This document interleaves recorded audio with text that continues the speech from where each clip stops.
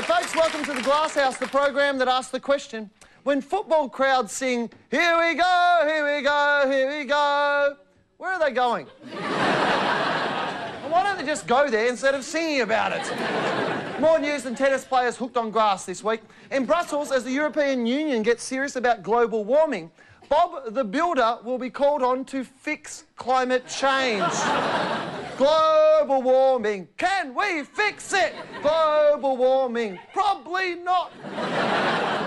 Bob's first suggestion was for people to leave their cars at home and, whenever possible, travel by Thomas. And it's not just Bob. Cookie Monster will tackle childhood obesity and frighten ADD kids into getting off the Ritalin. And they were going to use the Teletubbies, but George W. Bush was the only one who understood their message of inkle, pinkle, dinkle, la, la, la. In a village in France, a butcher has caused a bit of a stir after he passed away and bequeathed his house and land to the council on condition they used it to help plan the communist revolution. That's right, it's a communist plot of land. The story goes the butcher converted to communism while he was making hot dogs. He thought one of the cats going through the mincer said, "Meow." Meow. In the German city of Bremen, a female radio DJ has been sacked for dressing too sexily on air. Radio Bremen, all the hits, none of the tits. DJ Lady Ray says, "My boss told me my skirts were too short and my tops too low. Apparently the cleavage was creating a confusing echo." And the transmitter kept getting interference from the producer's erection. She said, "I don't understand it. It's not as if the listeners can see me, and my breasts don't speak into the microphone." I don't know. Wouldn't be the first time we've heard a couple of tits talking on breakfast radio. Congrats!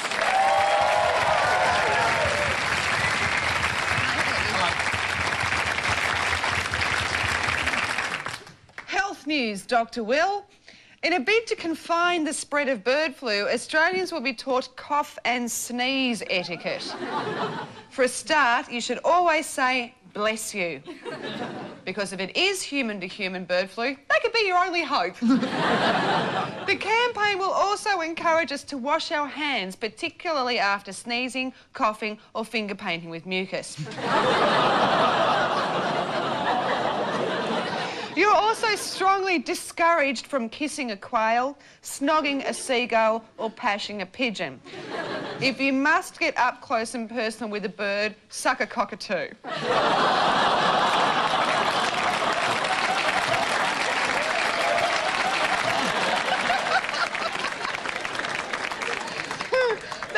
Come up with a catchy slogan for the campaign yet, although I think "suck a cockatoo" is pretty good. The government decided not to go with "do what we say or die" because A, they don't want people to panic, and B, that's the new Work Choices catchphrase. If you're worried, it's all explained in a booklet called "How to Win Friends and Influenza People."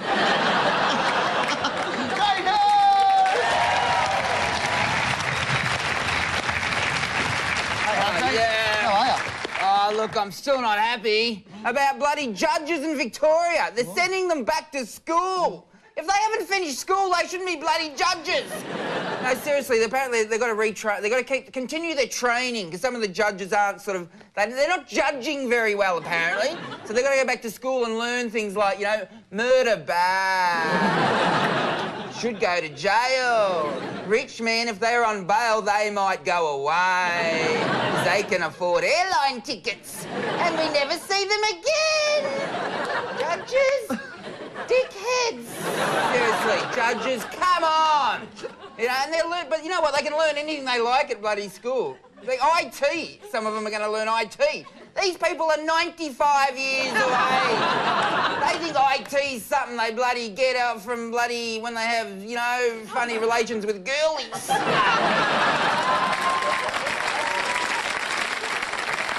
All right, let's get to it. Joining me, Corinne and Dave, the Throws and Stones in the Glasshouse tonight from Drover's Run, Mount Thomas and other country towns full of actors, Charlie Clausen.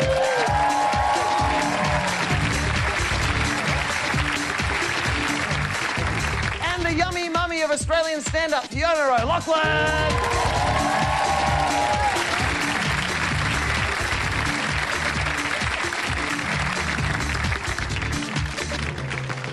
All right, movers and shakers. First up, computer techs from Silicon Valley in California are turning into street brawlers in real-life underground fight clubs. See, this is what happens when you're 30 years old and still haven't got a girlfriend. They've even got a video when good nerds go bad. And after Nerd Fight Club, they all get together for Run Like a Girl athletics. Of course, in Australia, we don't need organised fight clubs. We have pubs.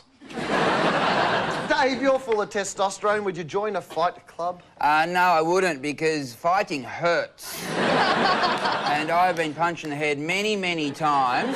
Doesn't show. No, I bounce back every time, but seriously, it hurts. Don't you find with, like, guys who bash, I always think it's really weird, especially with this fight club thing, like, it's really homoerotic, you know? It's like, let's fight. I hate you. I'm kind of attracted to you. I want to kiss you, but I'm having real trouble dealing. I mean, that whole sort of organising a group, guys, no girls allowed, let's take our shirts off and, you know... It is a rite of passage for guys, though, isn't it? Well, I didn't want to. I didn't want it to happen. It was, I got... Did you find it homoerotic? Well, when I had a stubby smashed on the back of my head, I was trying to get turned on, but there was just something about the concussion sort of, you know, affected my erections. That happens. Yeah, totally. Have you ever been in a fight, Fiona? Well, that's the beauty normally for girls, that it all ends in primary school. Like, as adults, we don't tend to... But I did have one adult, like, full-on fight with a girl. She's my sister. And I was... Your sister? Yeah, I was 22. It was just before... It was the night before my wedding. Yeah. No, before you... What? Well, it was tense. It was a tense time. So you had a punch on with your sister. Yeah. I've got nothing blue. Well, how about your eye? I don't know what the fight was about. But I remember having this full-on fisticuffs in the middle of the town, and then somehow we ended back in the bedroom. Good night. Good night. I did hit once other. Did you have any other family members you've beaten? Well, you're not allowed to hit kids, are you, anymore? But No. But I was a very young mother, and I didn't... I used to be a nurse, right? Yeah. Now, there is a legal... And this is true. There's a legal 3 seconds where you can hit a patient back. Or if they hit you. If they hit you. Yeah. It's 3 seconds, if you've got to get it in 3 seconds. And I think the same should apply for kids, right? So I was in Kmart, and my kid was driving me nuts. It was mine. I just don't go hitting strange children. No, because that would be wrong. All I did was that. Right, he really annoyed me. I think he put the car over my foot or something, and I've gone like that. And he's gone, oh... He stopped the whole of Kmart, right? He goes, oh, my God! You hit me in the head! He's lecturing me, he's 4. Yeah. He's going to the whole of Kmart. Everyone stopped. And he goes, don't you know you never, ever hit a person in the head? And then he finished with this. He goes, because that's where your brain is!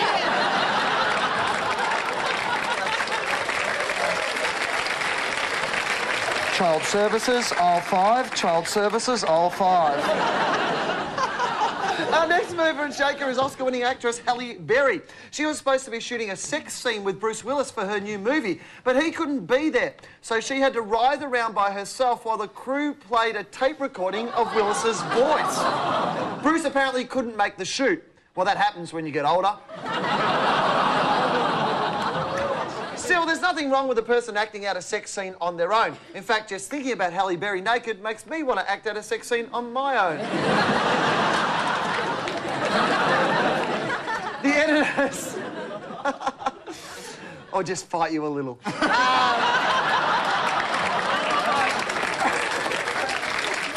The editors will now use computer technology to finish the scene. Bruce will be inserted later, not being there to be inserted in the first place.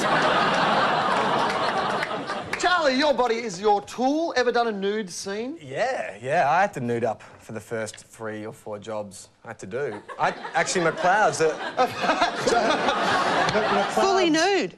Yeah, McLeod's, I just got the job, and my agent rang and said, oh, by the way, you know, the first episode you're doing, you have to go nude. Are you cool with that? And I was like, well, all right. And the storyline, which is... what show can we say again? McLeod's. McLeod's daughter had a nude scene. I missed that one. The plot line, it's a really, you know, conceivable plot that a male strip review was heading to Drover's Run. The bus breaks down. All the strippers get food poisoning. So they asked the boys... I saw this! You seen this episode, right? OK, so we had to do this whole strip rehearsal and stuff, and when it came to the day of the shoot, they'd hired out this hall in this country town, and they'd filled it with 100 horny, you know, country women who, you know... Yeah, they're up for it. Yeah, really up for it.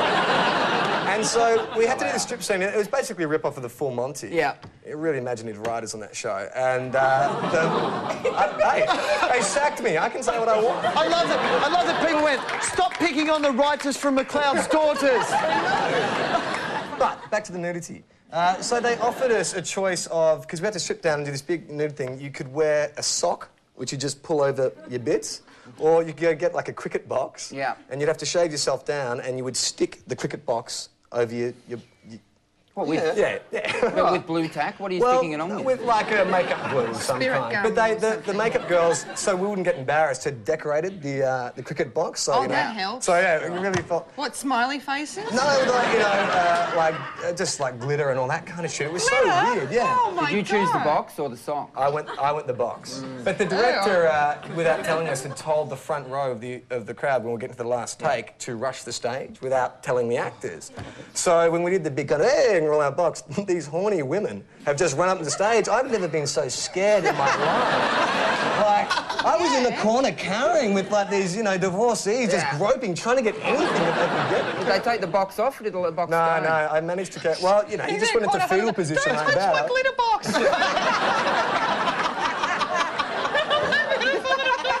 Have you ever done any love scene? Like, I mean, that was a nude scene, but what about a love scene? Yeah. The Clouds, I had to do a bit of action stuff. I'm going to have to start watching this show. Well, those daughters are slutty. No, but they're What's McLeod doing? They're partly funded by Hallmark, which is they're Mormons. Yeah, like it's conservative Christians. Yeah, right. Or so anyway. they had a scene where we had to kiss, and they said, you know, fall into the bed kissing, and because the actress fell on top of me, we had to reshoot it because it was too suggestive, and we had to fall onto the bed side by side, so no body contact apart from the lips. It was kind of like that. Oh, that would be hard to do. So you just had to sort of lock lips and then... Yeah. What do you do? Like, what do you wear? It's the same thing, that sock box combo I was just telling you about. Right. Works for the sex scene as well. Sure. But I've never had to... What do girls wear? The girls wear, it's like a G-string thing, like a flesh-coloured G-string. Right, I'm hot. I want a glitter box as well. Well, all you need is a bedazzler and you can do it at home.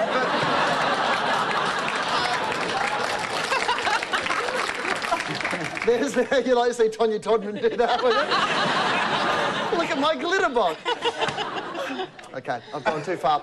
Our favourite movers and shakers come from Queensland, where parents worried their kids are drinking or taking drugs are hiring private detectives to spy on them. It can cost up to $1,500 to have your teenager secretly filmed. And if you can't pay the bill, they put the footage on hotdrunkschoolies.com. Good website, look it up. The $1,500 tell if your kids are on drugs. Why not just buy $1,500 worth of drugs? Leave them lying around the house, and if they disappear, you've got your proof. Or an off-its-head cat. But, Fiona, you care deeply about your kids. Have you ever... Have you ever spied on them? But see, here's the trouble.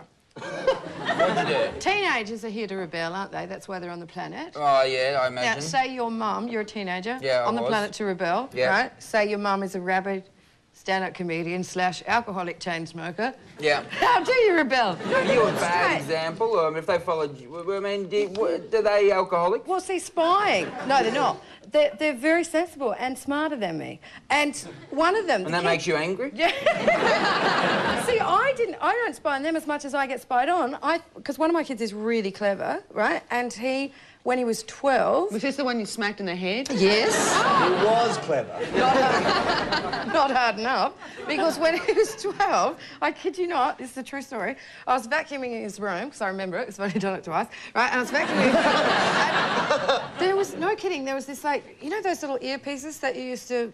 Put in your ear? Your transistor radio thing? Yep, sure, Right, he'd fashioned that. I was like, oh, what's that? It was hooked up to a line, right, and it's gone into... He had bugged the house.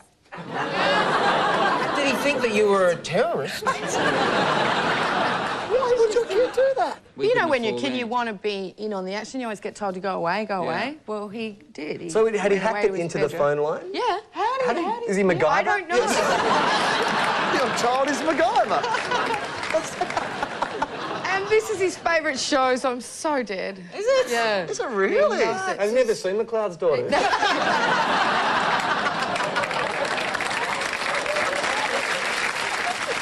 What about you, Charlie? Did you come from a big family? There's a lot of kids in your family? Yeah, Catholic. I don't know why I said Are that. you going to put the emphasis on the lick? Lick it sounds weird. It means you've got to follow up with a number. How many kids in your family? I got 8 siblings, so I'm the youngest of 9. You're the youngest of 9? Yeah, my mother is the most depressed woman I know. She's a lovely mother. And it's also her favourite show, The Glasshouse. In fact, me being on this is probably, you know, the pinnacle of my career as far as she's concerned. Well, at least you got your clothes on this time. You know, and you Glasshouse people have come under a bit of, like, I mix with Catholics. Yeah. Yeah.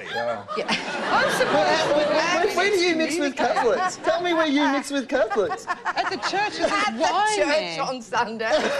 It's going on, it's free booze.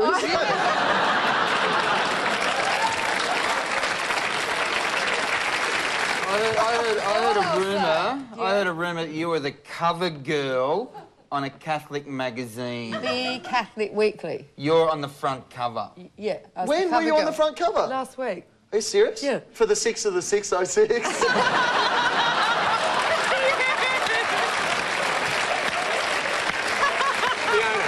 Where do you get the Catholic Weekly magazine, by the way? At the back of the church on Sunday. At the back? Oh, it's in. If you go to church, you get it for free. Yeah, it's just sitting there. At the back of the church makes it sound really... Come on, Fiona, we're just doing a photo shoot. Catholic Week man is, you know, what do you get out the back of the church? Just relax, just relax. I'm just going to finish off the roll and you just relax. So what do the Catholics say about us? This was what you were telling us. Oh, they think you're disgraceful. Well, they shouldn't be in bed, shouldn't What do you they? mean, say? It's 9:30, go to bed. You've got a lot of praying to do. No,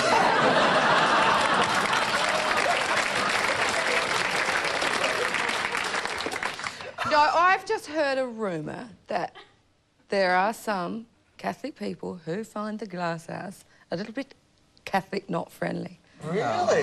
That's why I'm here. To do what little I can. It's really easy to upset Catholics. So who is spreading these rumours? Catholics shouldn't be gossiping, should they? Actually, What would Jesus do? She's on the front cover To of impress Catholic my Weekly, Harrisburg. and his mum has 9 kids. What do you want? Seriously. Later in the Glasshouse, Barnaby Joyce receives news government briefing papers will only have words and no pictures. It doesn't make sense for Queensland now. George W. Bush admits no one in his administration manages to pick up in bars. We've been paying for that for a long period of time. And Kim Beazley talks to a room full of people who are listening to him. This is not a common event. Tonight's question on the Glasshouse is, who would you like to reach out and touch? Let's find some answers. Who would you like to reach out and touch? I think it'd have to be Kevin Bacon.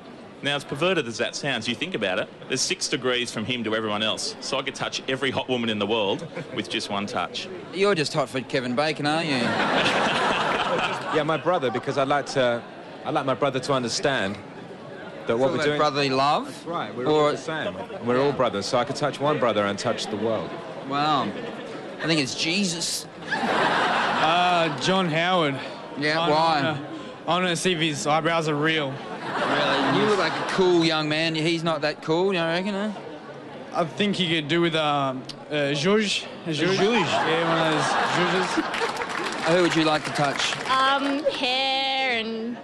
You like hair? You're a hair-obsessed woman. Yeah, pretty much. Yeah, well, Yeah. that's cool, isn't it? Yeah. There's a lot of hair around. Yeah. You really... What the hell's going on over here? Something You like two are actually partners, are you?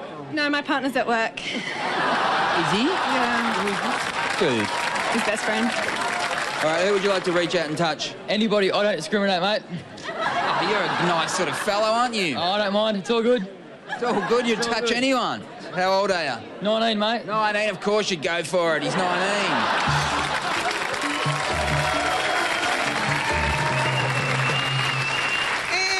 Gooey news for geeks. Word of the week is teledildonics.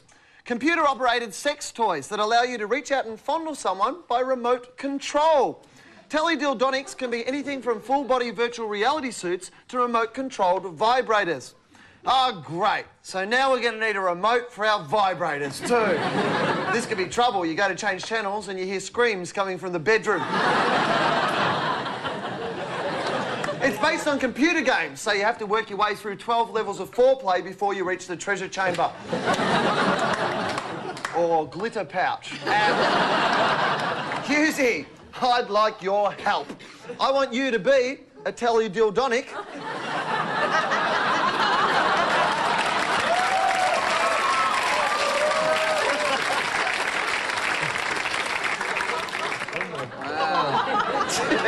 It's like if the Pope went techno. But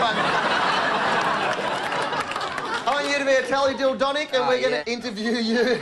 Check out my aerial. First question, what are you doing, Dave? How does it work? How does it work? Well, use your imagination, you know. It's all about the motion of the ocean, isn't it, you know? It's all about a little bit of help from little Gizmo Dave. Don't stare at me like that. what exactly... Like, you've got a large aerial. What purpose does that serve? It picks up what you're thinking. I can feel what you're thinking and I'll give you exactly what you need. Right, what am I thinking? What do I need? You need me to be a long way away from you. I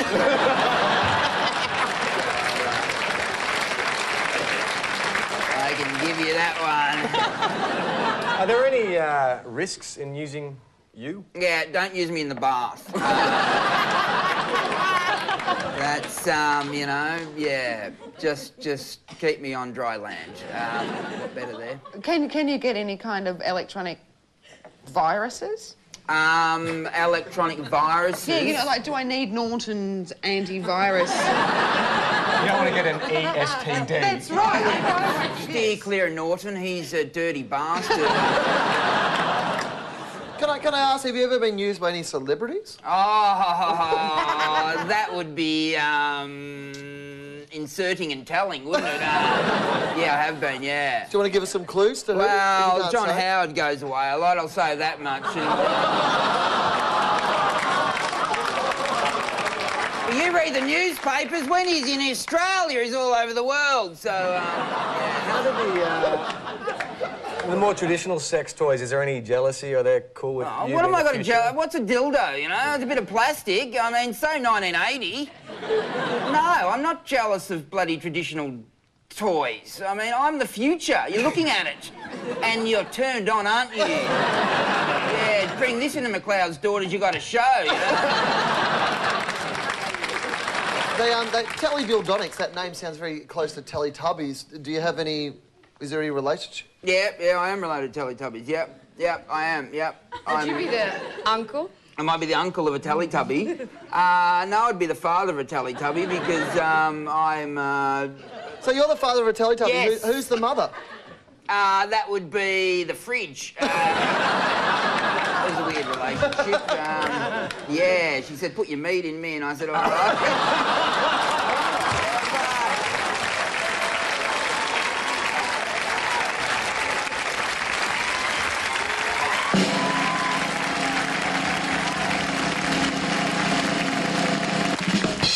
Yes, it's time to award the Cover of Glasshouse trophy, which is... And the winners of the Your Mother mother sucks socks that smell fork tonguey come from the US, where a Christian group has decided the greeting hello is a satanic word and wants it replaced with heaven-o.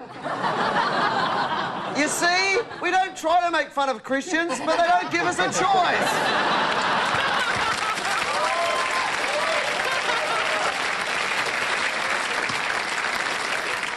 Hello? I know you can find evidence of Satan in the lyrics of Metallica, but Lionel Richie?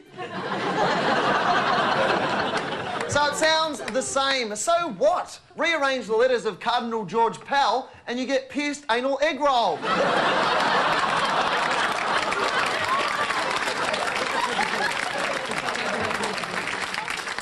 Oh, just like Jesus, he came back.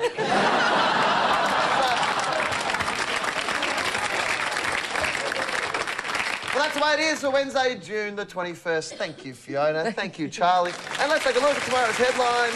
The Territory News reports Brazilians dash cup hopes. Shorts now chafing when players run. The Express Advocate says Vanstone bends over backwards on asylum seekers. Asylum seekers go to Nauru voluntarily. In the LA Times, homosexuality no sin, says US Bishop. Whew. That's a relief, say other bishops.